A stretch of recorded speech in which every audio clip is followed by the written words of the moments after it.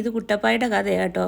Part വണ്ണിൽ video ആയിട്ടും long video ആയിട്ടും ഷോർട്ട് വീഡിയോയ്ക്കകത്തൊക്കെ കുട്ടപ്പായി എങ്ങനെയാണ് കിട്ടിയെന്നൊക്കെ ഞാൻ ഇട്ടിട്ടുണ്ട്. അതൊക്കെ നിങ്ങൾ കാണണമേ. ഇവന് ഇവിടെ ഭയങ്കര ഹാപ്പി കേട്ടോ. അവന് ഹാപ്പി കിട്ടുന്നേക്കാൾ നമുക്ക് അവന് നല്ലൊരു ജീവിതം കൊടുക്കാൻ പറ്റിയതിൽ അങ്ങക്ക് ഭയങ്കര സന്തോഷം കേട്ടോ. ഭയങ്കര പാവമെന്ന് വെച്ചാലുണ്ടല്ലോ, നമുക്ക് ഉച്ചത്തിനൊന്ന് വാ വെച്ചാലുണ്ടല്ലോ അവൻ പേടിക്കും.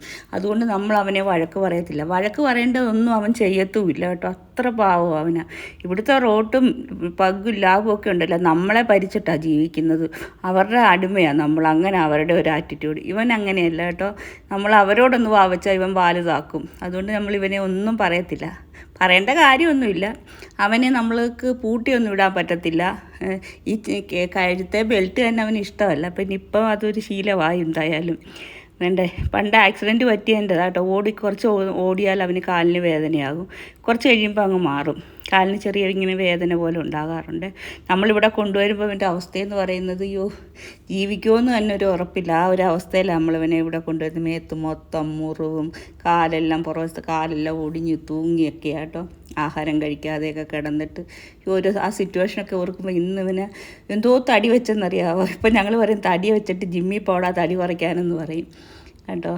പിന്നെ ഇവന് കൂട്ടി കിടക്കുന്ന ഇഷ്ടമല്ല. മഴ പെയ്യുമ്പോൾ അവന് ഇഷ്ടമുള്ളിടത്ത് കയറി കിടക്കും.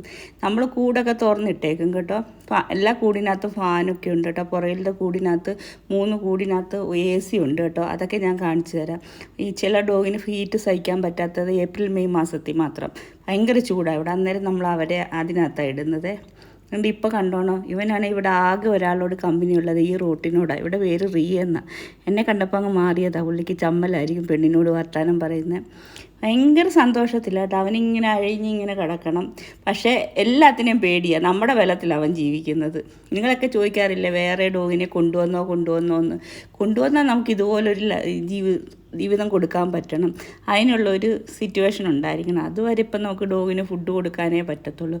പക്ഷേ ഇവനൊരു കൂട്ടിനെ ഞാൻ കൊണ്ടുവരും. നമ്മുടെ വീട്ടിലെ കറുത്ത ഒരു പെണ്ണുണ്ടല്ലോ, അവളെ വന്ധീകരണമൊക്കെ ചെയ്ത് അവൾക്ക് കുറച്ച് സ്കിന്നിന് പ്രോബ്ലം ഉണ്ട്. അതൊക്കെ മാറ്റിയിട്ട് റാബീസിൻ്റെ ഇഞ്ചക്ഷനൊക്കെ എടുത്ത് എല്ലാം ചെയ്തിട്ട് നമ്മളിവിടെ കൊണ്ടുവരും ഇവനൊരു കൂട്ടായിട്ട്.